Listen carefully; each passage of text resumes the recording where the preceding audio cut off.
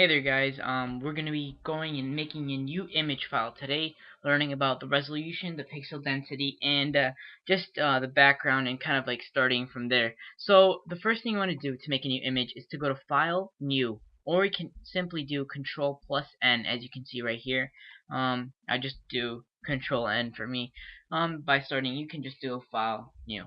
Nevertheless, the first thing you're going to see is the name of your project. Now the name goes right here. This is pretty much your file name and stuff like that on the document. This shows up. It helps you better organize your images. And trust me, once you're starting to do professional images, you do want to have a collection, a neat organization of all your images and all that. So I'm going to name my image right here tutorial. You can name it whatever you want. If you want to make everything, make everything to make a little more sense, maybe to compare with the videos I'm doing right now, you can name it tutorial as well. Now for the width, that's all up to you, and it will tell you how much your image size is right here. So if that's a concern for you, you should decrease your width. But there are some presets. Like let's say you want to make a image that is customized specifically for a 1080p video. So you want to go to film and video, and then you want to go 1080p at a 29.97 frame rate per second, and that will tell you it's a 5.93 megabyte. That's how big the file size is.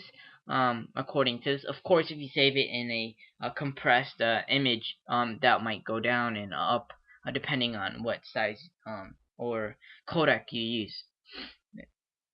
And then let's say we want to start off small, so let's go to custom. Alright, and from there let's do 640 and then height 360. Now the pixels, what is that right here? 1 pixel is 1 dot on the screen. You can do inches, or you can change it to pixels, centimeters. However, inches would differ from screen to screen, because some screens have more pixels per inch on the screen, which might make the image smaller. But to kind of make it standard and like uniform, just make it 640 pixels by 360 pixels, and that's the width and the height. And for the resolution, stick with 72 pixels per square inch. So that should be the default. The RGB color is red, green, blue. If you choose bitmap, if you choose grayscale, it's going to be kind of like a gray and white, but it's going to use way less space. Let me see. If I switch to it, it's almost a third, less than a third of the, actually almost a third of the image size. And I can go to RGB, and I can go to CMYK, which is even more. But the default is kind of like an RGB, and the more bits, the more colors. So if I go 32-bit, it's gonna go up the roof. You can do 16. 16's a good to start off. Background contents. It's what it background you're gonna start off with. Let's go white for now, and in the advanced, just don't even expand that. Make sure it's collapsed, and just click OK. Now this is our working area, and in our working area, as you can see, we have a white background. Let me, one second, excuse me. Alright, so we have a white background. Sorry about that.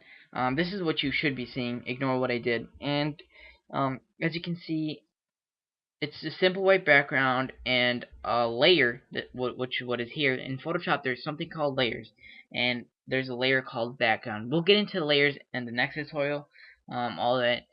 But I just want to round off how we created our image, and I'll continue with kind of developing from this image into further images later on in the next tutorial. So stay tuned, guys, and keep watching these tutorials.